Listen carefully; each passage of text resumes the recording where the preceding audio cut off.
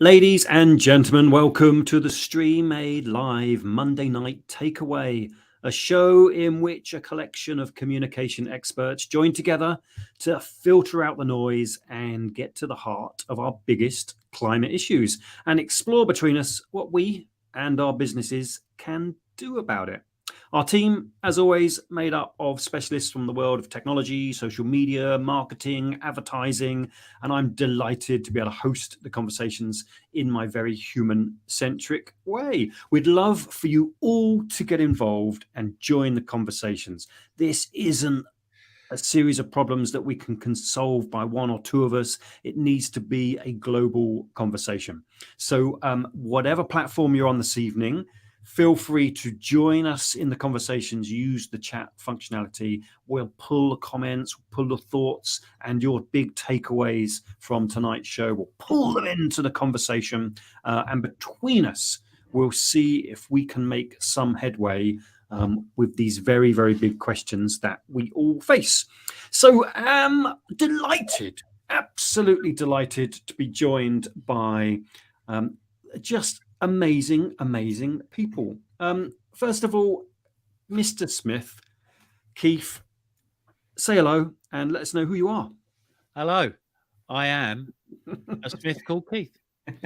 And delighted to be here, Nick. Thank you very much, and good to see you all again. You're all looking nice and fresh, and even suntanned.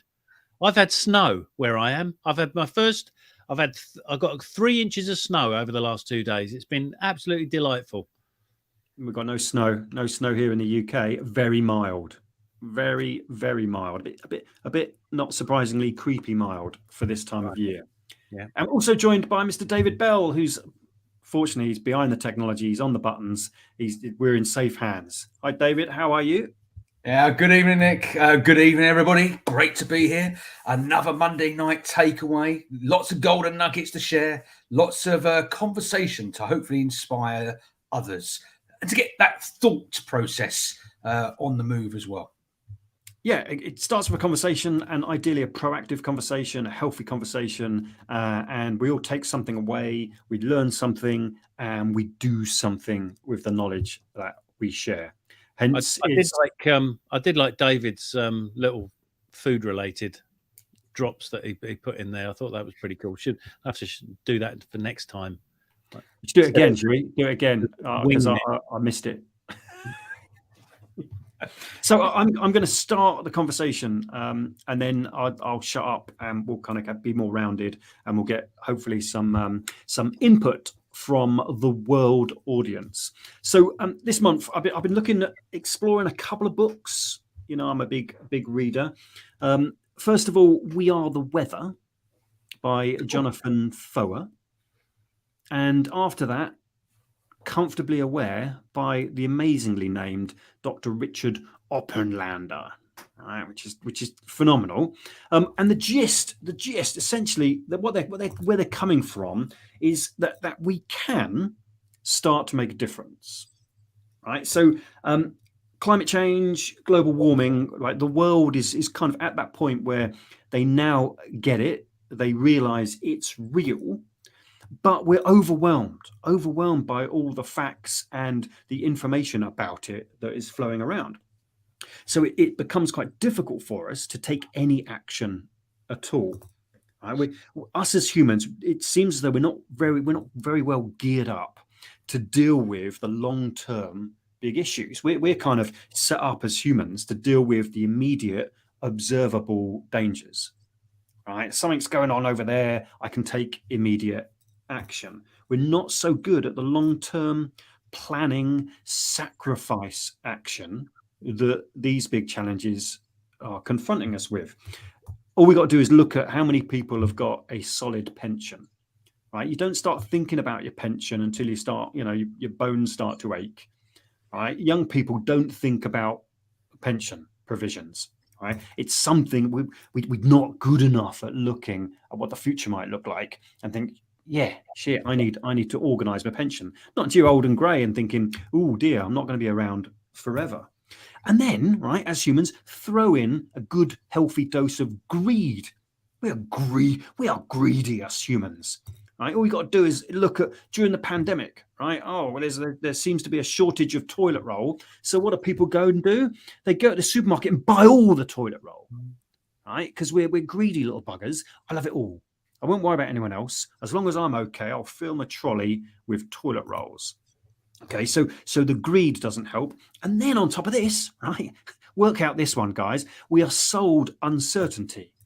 All right, as we talked about last month, right? The people that don't want us to do anything different, we're sold uncertainty all the way through. Possibly one of the reasons that at COP27, which I know we're going to talk about, there are more lobbyists from the fossil fuel industry than delegates from the 10 most affected countries on the planet, right? The place is filled with lobbyists. The feeling being, if you're not at the table, you're part of the meal. That's what I've heard. Is that what we're like, right? Us humans.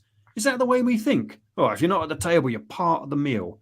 And that's not the sort of attitude that I think we need going forward. So my big questions to you, right, after my diatribe of info, is how do we alter human nature in pretty quick time? How do we evolve? Right? And how do we change the culture of our businesses to get better at the less greed, more future thinking sacrifice processes that we need to be involved in?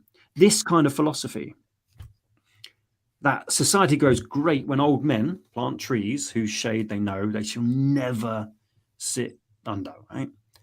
What can we do to change, evolve ourselves to get better at the stuff we need to get better at? There we go. Over to you. Brilliantly put, Nick.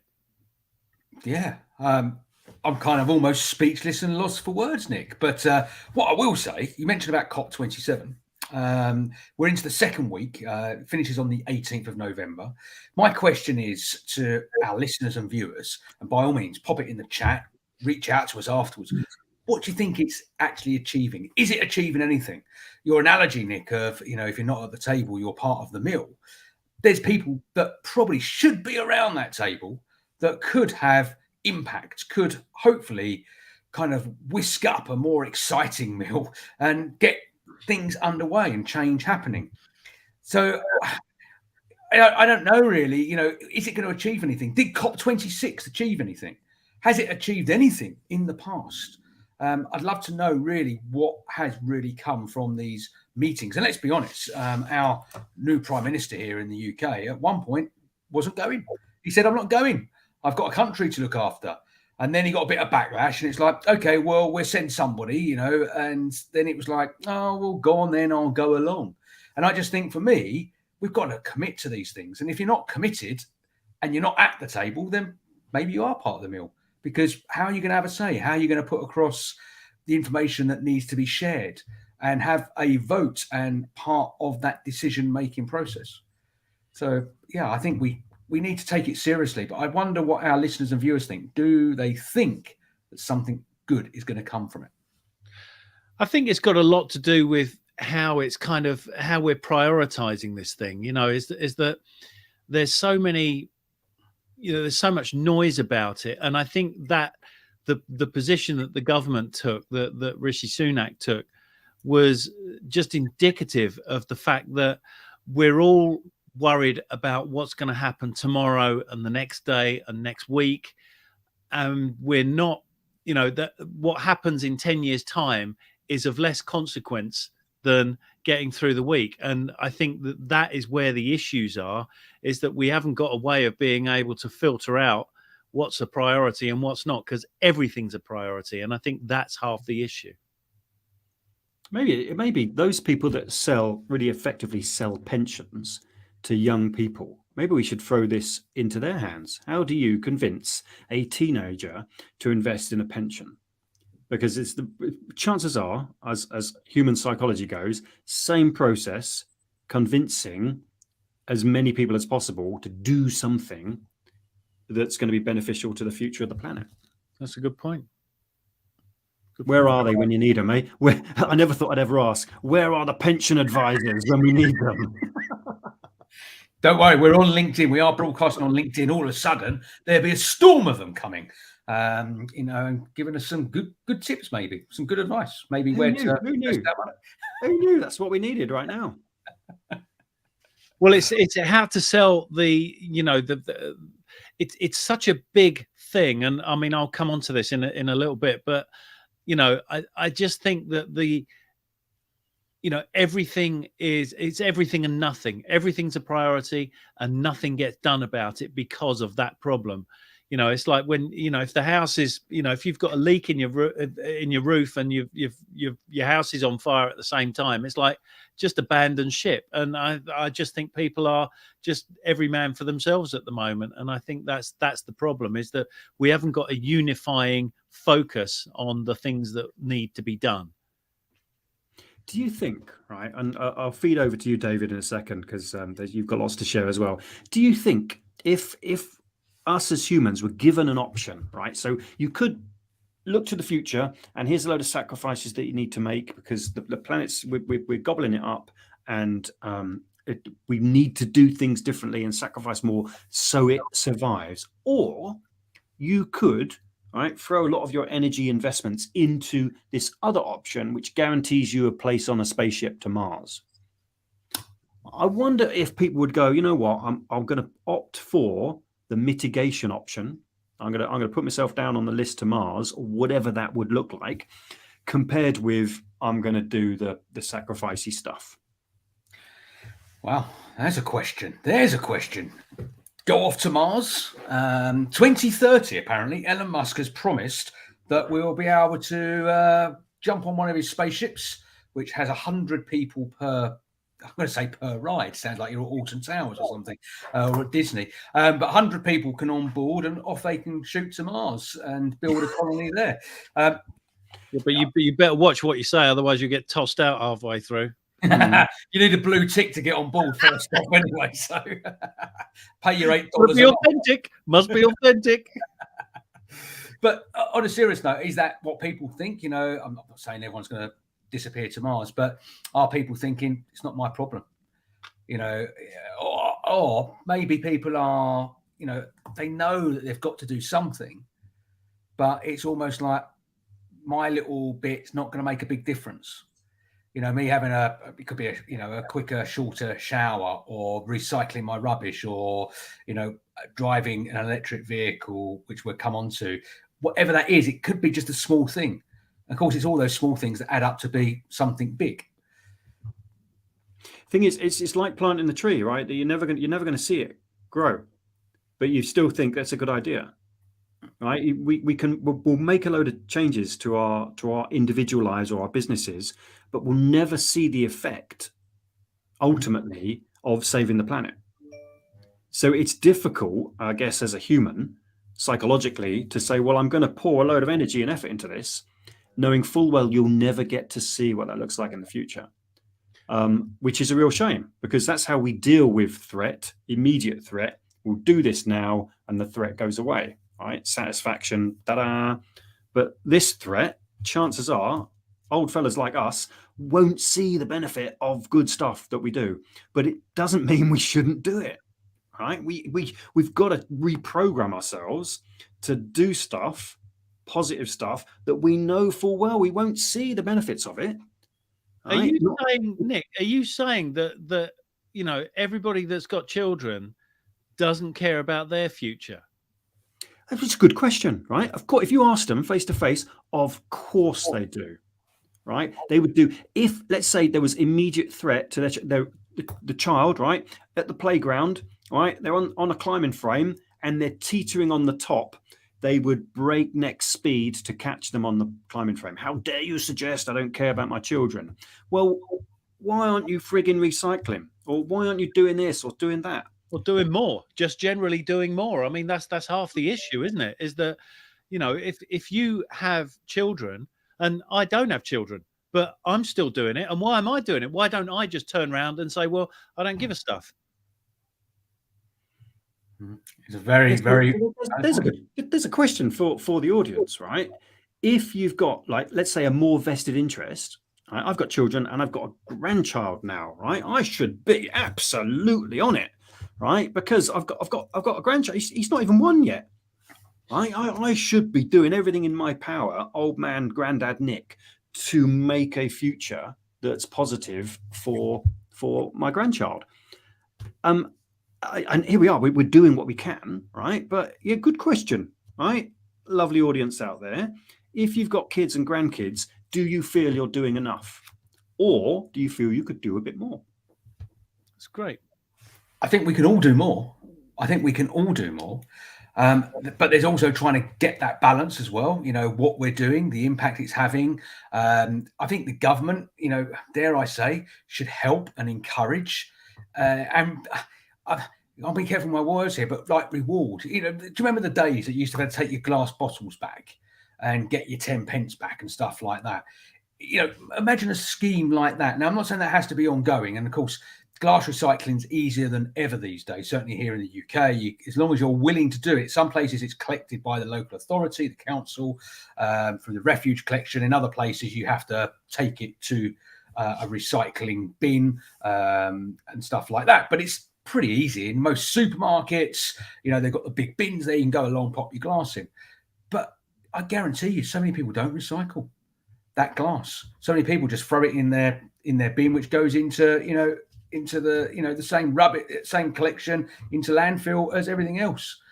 Same with plastic, same with cardboard and stuff like that. It's not that hard to do. Just needs a tiny little bit of effort to make it happen.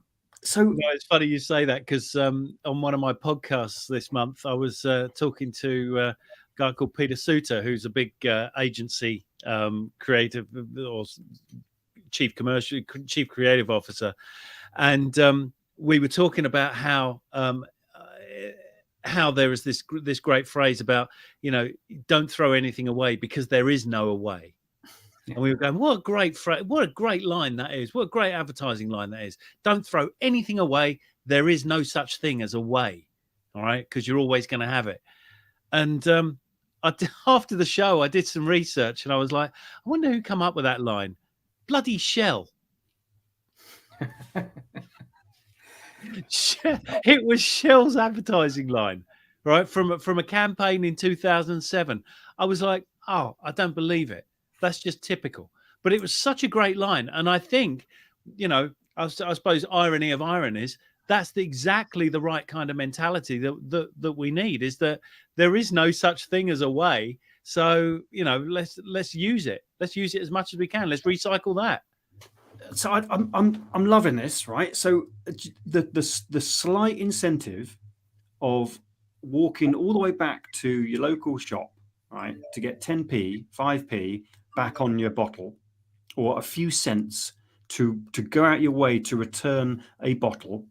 People did that, right?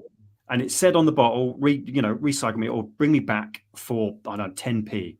People did that for 10 pence, right? And I bet if you say, oh yeah, if you walk back to the shop, right, that'll be doing a good thing. You won't get 10p for it.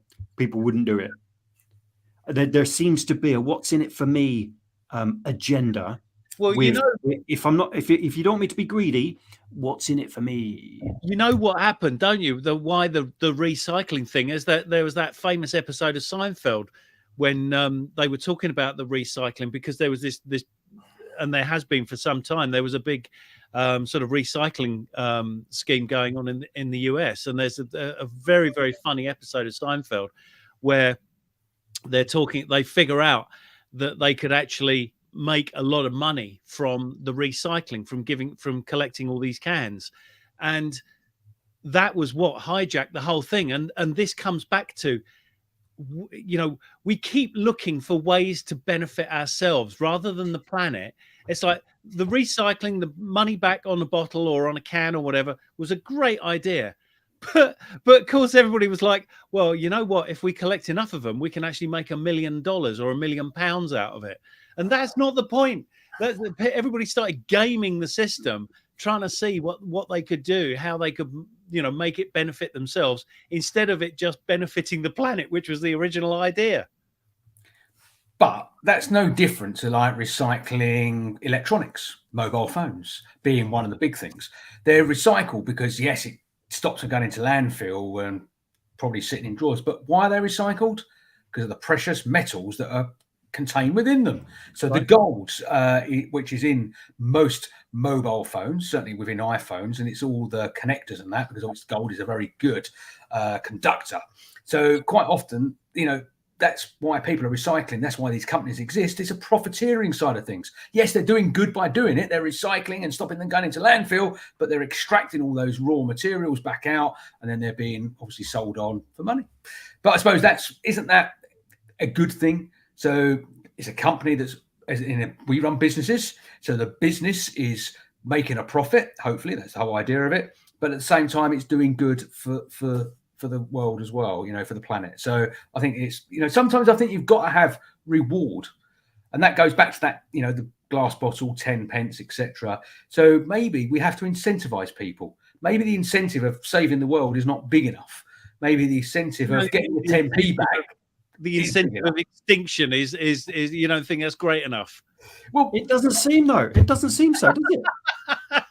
The irony isn't lost on us, right? The biggest issue, right, that we will ever face, extinction, isn't big enough to get people we need a more direct money in your pocket, I can see the value right here, right now kind of incentive. Because oddly enough, that one, extinction, isn't working. How weird. How weird. And well, I've seen the price of a new iPhone. It's bloody solid gold in there. That's all it is inside that phone. It's a bar of gold, surely, the price of your phone. Just incredible. It is amazing. Amazing. So David, over to you, mate. What have you discovered this month? What takeaways do you have for us? Spark some more interesting conversation, my friend. Okay, so let's kick off with again, this is pretty more UK centric, but I'm sure similar things are going to happen around the world. Now, in the UK, if you took the decision to invest into a EV for a number of different reasons, one of those reasons would be, yes, if I drive an electric vehicle, it's going to be good to the environment. That was one of the reasons that I went and bought a electric vehicle, a Tesla, for myself, because I thought, one element of that is helping reduce emissions, and that's only good for the planet. So box tick. Second box that was ticked for me, as we were just been talking, the incentivization. What's in it for me? So one, I get a car that's greener. Two, I get one that's more cost effective. More expensive to buy, but it's better for me because I pay benefit in kind as a company vehicle. Because I never used to have company vehicles, but I put this one through the company because the benefit in kind cost me £12.80 per month or something like that. So nothing. So I put it through the business. And then thirdly, I'm a tech geek, so I like a bit of tech. So driving a car with an iPad makes perfect sense to me. So tick, tick, tick. Now, the UK government have got their autumn statement coming later this week. And the word out there is that they're going to introduce a tax for EV drivers, which means they're going to bring back road fund license, which you don't pay on an EV, and benefit in kind is super low. Now, we as a country, the government have got to bring money in. We all know the circumstances. The economy is pretty dire. So how they're going to raise money? We'll start taxing higher taxes. The problem is, the reason I'm talking about this story, the problem is I sit in a number of different forums for Tesla and other EV manufacturers. And I've seen lots of people debating and commenting, if this happens, will you get rid of your EV? Will you go back to a petrol or diesel car? Or when you replace that vehicle, what are you going to buy? And lots of comments said, if the incentive disappears, there's a good chance I'll go back to a petrol vehicle because energy costs are up. So I'm not really saving that much anymore.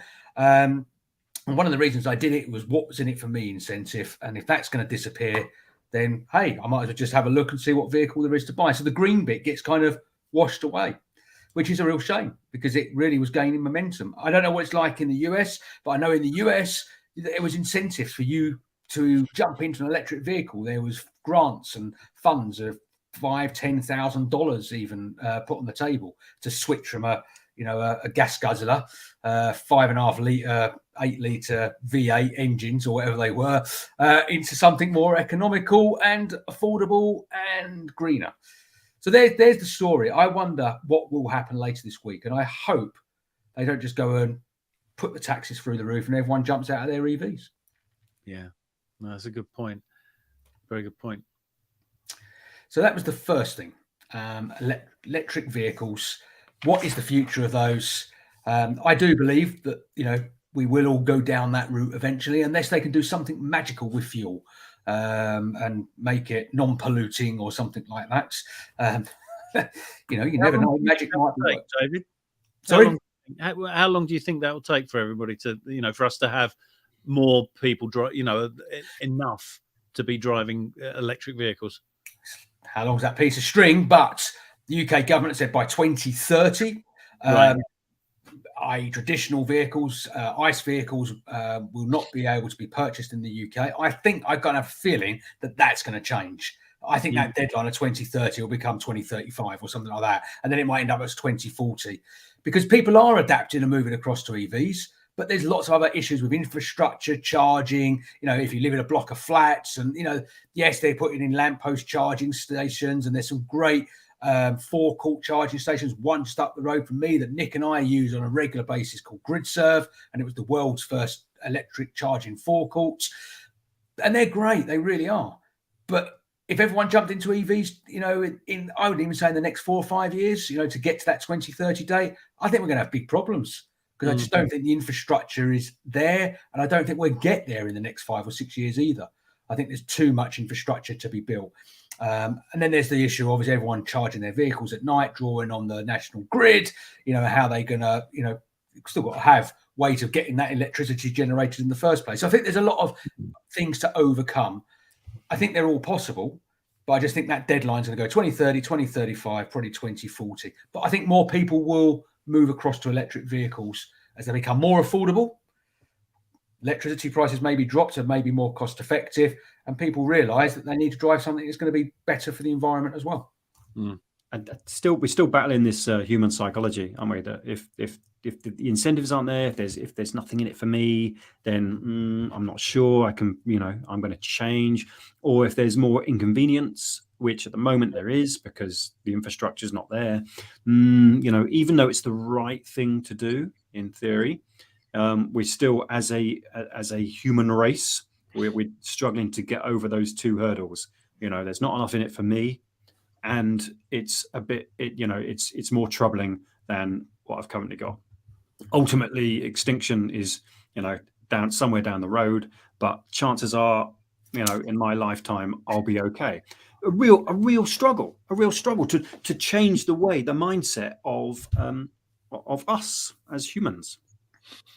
Yeah, absolutely. And then finally, just to kind of wrap up my little bit here, is around what's been affecting lots of people in the UK. If you've been using that M25, you've probably been held up in traffic jams and stuff like that. And I'd have thought, actually, just kind of come to me, if I was caught in one of these traffic jams, which is Just Stop Oil, which most people will be aware of, have been kind of taking over the gantries and putting up their flags and stuff like that for obviously a good, reasonable cause, because at the end of the day, we've got to think about the bigger picture, the future.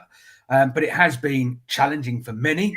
But I'm just thinking, if I was sitting there on that M25, and I haven't been caught, but if I was stuck there in that M25, sitting in my electric car, I'm going to be pretty pissed because I'm trying to do the best. I just saw that got starred out, by the way, on the social media platform. I'd be now it's rock and roll.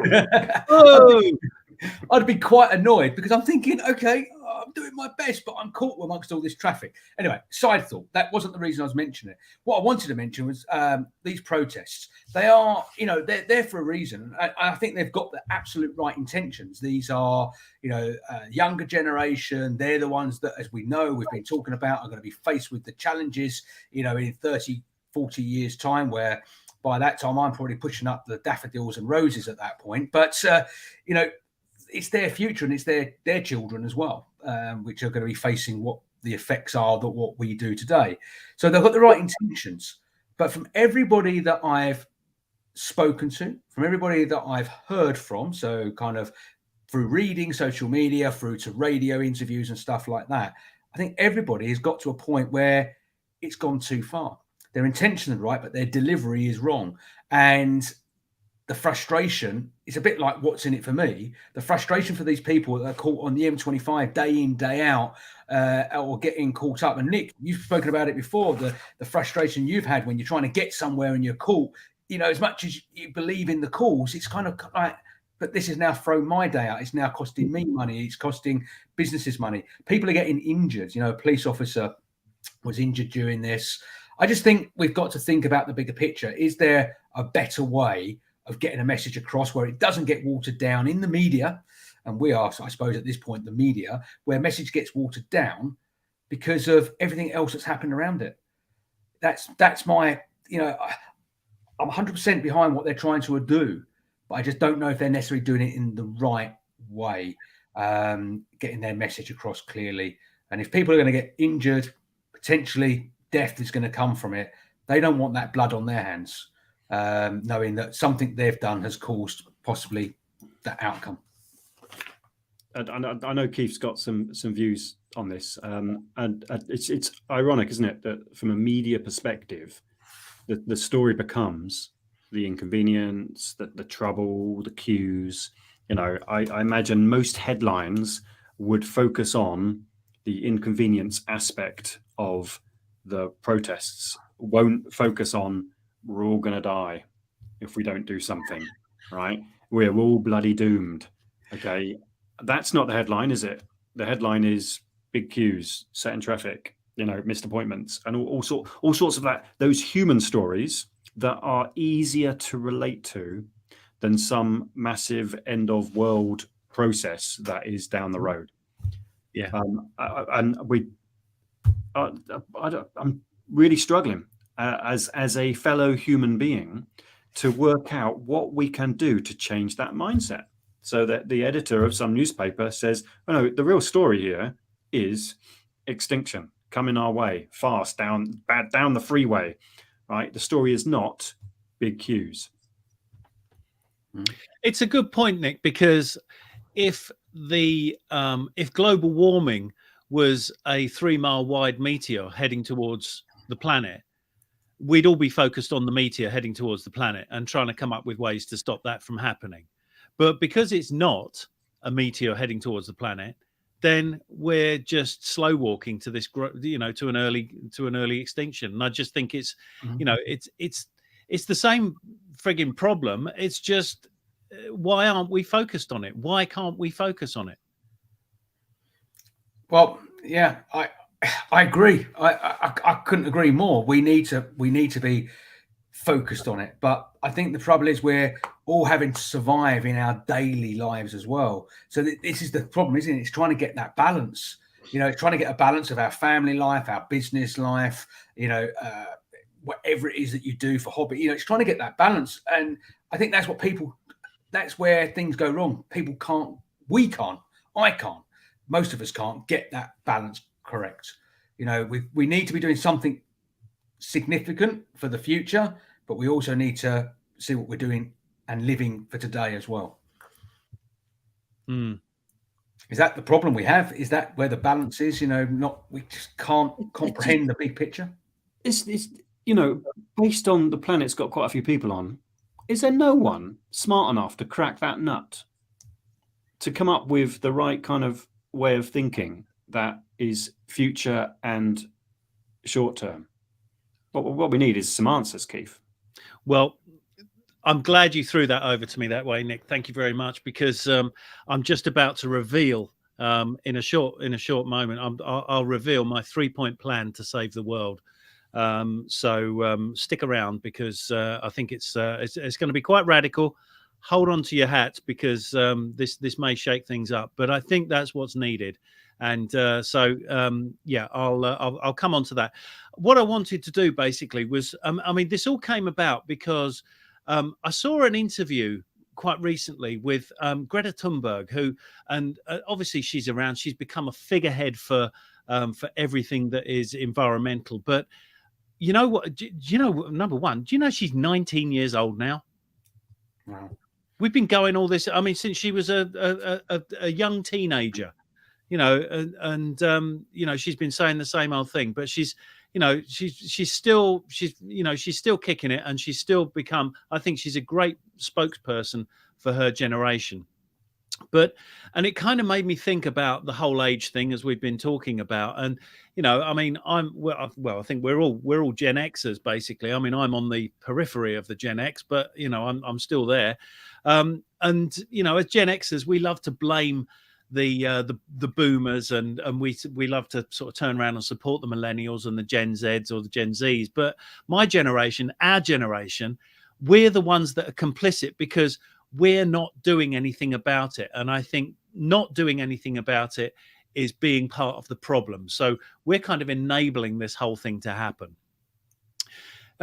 You alluded to it earlier, David, and we talked about it in the last show about protesting. And Greta Thunberg was asked about this whole business, whether it's a good or bad thing to chuck spuds at Van Goghs and glue yourself to a building or to the road or whatever. And I loved her response to this whole thing, because she basically said, and this is absolutely true, you can't stop young people from protesting. It's a rite of passage. And I mean, I did it for the poll tax back in the 1990s, and the boomers over here did it for black rights, and their grandparents did it for women's rights. Protests by their sheer nature have to be disruptive. Otherwise, what you've got is just a demonstration. And as we all know, we're way past demonstrating now. The clock's out, the clock's run out on that. And that's what we should have been doing, or that's what we were doing 50 years ago. And everybody just went, well, yeah, it's just a demonstration, and they just went back to chugging fossil fuels and eating animals and stuff like that. But now we're at a tipping point. We're at the protest stage because our leaders and our elders and betters haven't done anything to encourage us to give it up. And I'm going to come on to my 3-point plan in a second, so hold on. That was the first part of her response. The second part was that these people that are gluing, the students and everything else that are gluing themselves to the wall, that are hanging off gantries, that are throwing spuds at works of art, they aren't on the front line. They're just highlighting the problem. The people that are really suffering, the people that are, we may have a work of art done, or an Aston Martin garage, damaged or something like that. The real damage is being done in Pakistan, where it's underwater, or Australia, where it's burning to the ground, or, Brazil, where there's all the deforestation. Those are the people we need to help and support, because they're the ones that are going through everything that we are going to be going through in the next 10 to 20 years. And the other thing to bear in mind, as you've quite rightly pointed out, is that the fossil fuel companies and the big polluters like Coke and H&M are loving the fact that we're all sitting there wondering what to fight about, because it's slowing down any changes they have to make. And from a communication perspective, my view is that the single most effective thing that we can all do is agree on a list of priorities. We need to triage the problem. And here it comes. I'm going to give you my 3 tips. All right. What can be done now, in the next 5 years, and in the next 10 years? And I'm just going to throw this out there now. For a quick change, for an immediate change, for something that would happen tomorrow, we end subsidies for intensive animal farming. That'll level the playing field for all plant-based meat industries to catch up and help us all transition from tasty animal products to tasty plant-based products. That's immediate. If we took that off the table right now, right, we wouldn't be facing an extinction level event, which is coming down the road. For a medium time change, invest in alternative energy and encourage the uptake of EVs. And I'm not talking, as David quite rightly pointed out, I'm not talking about, they're marketing EVs to the wrong people. All right. It's not for big mileage drivers. We need small mileage drivers. I don't drive any more than 100 miles in a month. All right. So an EV is perfect for me. I'm the ideal customer. Sell me EVs. That's what I'm the ideal customer, because I could take an internal combustion engine car off the market tomorrow. That's not a problem. And for a long-term change, tax fossil fuel companies. Why are we not doing this? Build wind, solar, hydro, and thermal energy stations. Increase development of energy storage domestically and industrially, and develop heavy industry and hydrogen centers. Hydrogen works best when it's right next to heavy industry, when you don't have to move it around, and use that to help our our heavy industry. Now, so that's it. That's short, medium, and long term. Done. Boom. That's not definitive, but it's a napkin sketch of how we can do this. And we all need to agree on a short, medium, and long-term plan, because that's where the problem's been, is the fact that we're all arguing about separate different pieces and we're not fixed on a plan. And I think that's what has been our biggest hindrance, has been the fact that we can't agree on what it is that needs to be done, short-term, medium, and long-term. Professor Smith. And finally, I'm going to leave you, right? The reason I'm doing this show, all right? Greta Thunberg said the best thing we can all do is support her campaign to spread the word. The more people, get people focused on problems so that we can begin to build this plan and create enough noise to drown out the fossil fuel companies who bullshitted us for too long. I bet that gets some stars on it as well. Thank you. Well, Professor Smith, 3-point plan. You should be a cop. You know, you could have put that in 10 minutes to the table and we will maybe get some better traction than they're going to get in 2 weeks. It'd be brilliant. Scare the shit out of them, mate. That's what it would do. And no one's brave enough to stand up and go, well, I've heard all this, right? It's COP27. It's not COP1, right? It's not our first go. It's our 27th go, right? No one seems to be brave enough to do that. The way to solve a problem is to know what the problem is. And we don't know. We're not understanding what that problem is. As soon as we can all agree on the scope and scale of the problem, then we can start to come up with some solutions. But in the meantime, all these fossil fuel companies and Coca-Cola and H&M and all that lot, they're bloody loving this, because we're all running around trying to agree on separate little things. But, you know, that's not the problem. They are the problem, and we need to sort them out quickly. It's good. That gets my vote. It's pretty straightforward, right? End subsidies, but, you know, mass bloody factory farming. In other words, level the playing field. Why don't you? All right. Invest in alternatives. I wish someone had been brave enough to, you know, 50 years ago when the world knew there was a problem. Imagine if we were 50 years down the road, what sort of alternatives would be available right now? And tax the bloody right people. For us to just you could start that earlier than long term, couldn't you? Yeah, absolutely. But the money will start coming in to pay for all these things that need to be done. That's the whole point. You know, what is it? What is that figure that I heard was that 1% are responsible for 50% of the carbon emissions in this, that are causing the problems. 1% of the population is responsible for 50% of the carbon emissions that are causing our problems. That's just nuts. Why aren't we taxing them? Answer me that. Yeah, and quite right. And elect me. That'd be better than President Trump, wouldn't it? So I think one of our challenges, gents, for this time next month, when we come back and see how we're getting on with any of the takeaways, is to come up with a 3-point plan for the individual.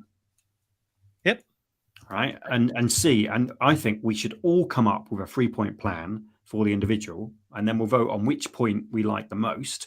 Right. And then we'll throw that to our audience and say, get on that, adopt that. I'm down with that. I think it's great. I think if we triage the problem, this is what it comes down to. What can we do now? What can we do next? What can we do later? And once we start agreeing that, once you start figuring a problem out in that way, right, that's how we get to a solution. And every solution is going to be different depending on our lifestyle, but do a short, medium, and long-term thing. And we've got to just everybody's got to keep talking about it. Imagine if the whole planet was talking about end subsidies for mass-produced animal farming. I know it sounds horrible, but this whole thing is that the problem with plant-based food is that everybody, I mean, constantly, I mean, you're a vegetarian, Nick, I'm a vegetarian as well, is that people go, well, if you want to eat steak, why don't you eat steak? That's not the issue. The fact is, the reason we've been eating steak is because it sets off certain triggers in our brain. And these are triggers that the plant-based food industry is trying to replicate with their food, because that's what makes us want to, like food. So there's nothing wrong with that. And I think that once the plant-based food industry gets to that point where it can start producing food that is just as good, just as tasty, just as nutritious, and just at the same price as, intensively farmed animals, then I think we're in with a shot. And the only way to do that, as Craig Davies said, and as Rachel Conrad has said on my podcast before, has been take away the subsidies. Don't pay plant-based food companies. Just take away the subsidies from the meat industry. That's all you need to do. Save money. Don't spend money. Hey, that should trigger a few human kind of what's in it for me good juices, shouldn't it? Saving money. That's it. That's what it's all about. I still like the idea if we take our bottles back, we get 10p though. Yeah, let's do that as well. All right, let's bring that back.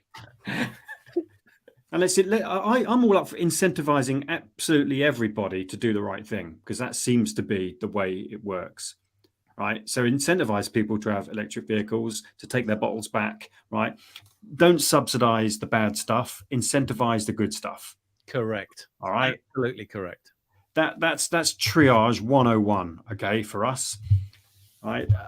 And I don't know what that looks like for everybody else, but let's explore between us. Between now and our next show, ladies and gents, right?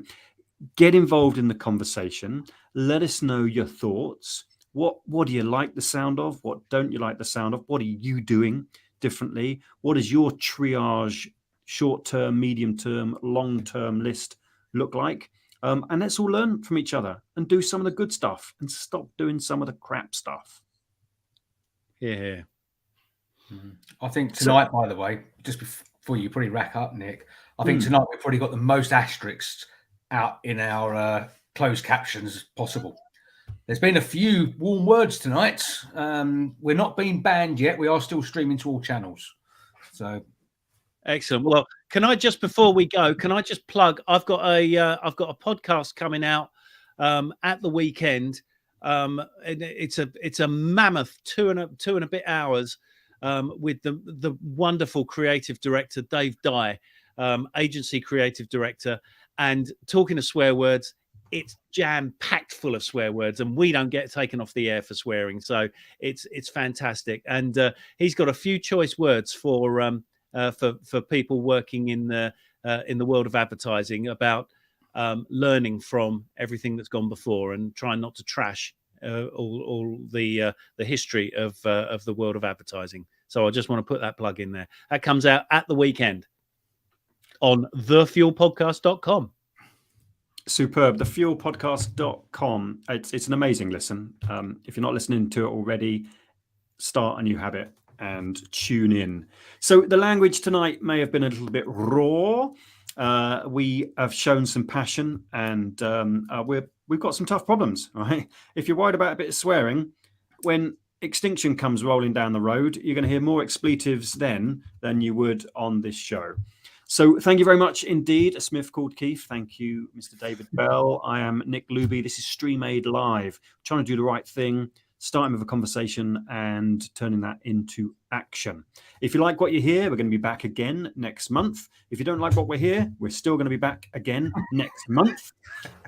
Feel free to go to the Stream Aid Live website, any of the social channels. Let us know how you're getting on. Let us know what you're up to. And we'll do our best to involve you in future shows. So thank you very much indeed from me and the team. Same time next month. Bye, everyone. Bye-bye. Why does it feel so cold when it's too warm outside? Why do we turn away as the water starts to rise? Why do we push others down as we're floating in the tides? So what's the point of waiting if we just don't have the time? But we're standing in the fire. We can put it out if we keep on shouting. So show me You got the power to change.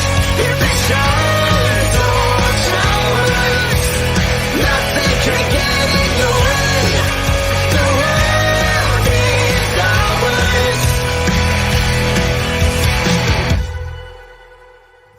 ours. We all do wrong. We've got to fix our faults before we criticize. It all starts with you. What's the point in choice if we can't decide? And we know it all along. It's all our fault that we close our eyes. We can hit restart. All you